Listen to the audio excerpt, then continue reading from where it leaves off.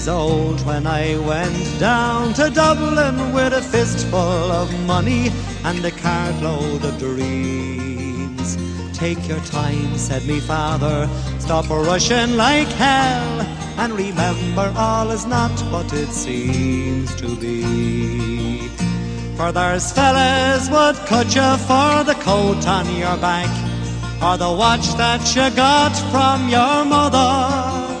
So take care, me young bucko, and mind yourself well, and will you give this wee note to me brother? At the time Uncle Benji was a policeman in Brooklyn, and me father, the youngest, looked after the farm. When a phone call from America said send the lad over, and the old fella said sure it wouldn't do any harm. For I've spent my life working this dirty old ground for a few pints of porter and the smell of a pound. And sure maybe there's something you learn or you'll see, and you can bring it back home, make it easy on me.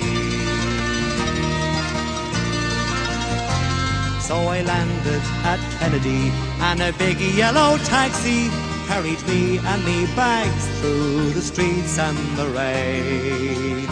Well, me poor heart was thumping around with excitement, and I hardly even heard what the driver was saying.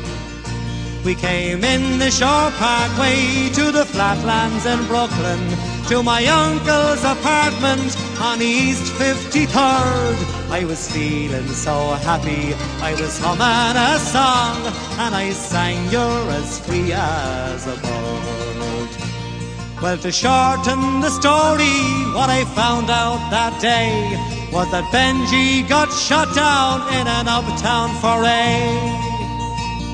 And while I was flying my way to New York, poor Benji was lying in a cold city morgue. Well, I phoned up the old fella, told him the news. I could tell he could hardly stand up in his shoes, and he wept as he told me, go ahead with the plan, and not to forget, be a proud Irishman. So I went up to Nelly's beside Fordham Road, and I started to learn about lifting a load.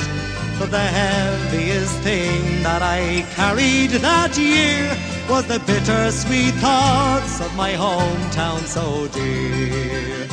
I went home that December 'cause the old fella died.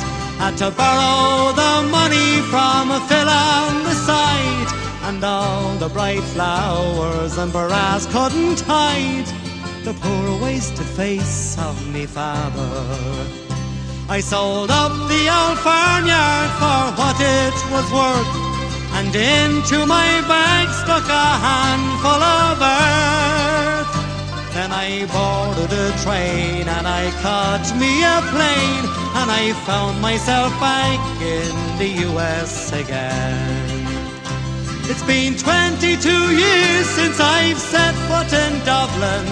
Me kids know to use the correct knife and fork, but I'll never forget the green grass and the rivers as I keep law and order in the streets of New York.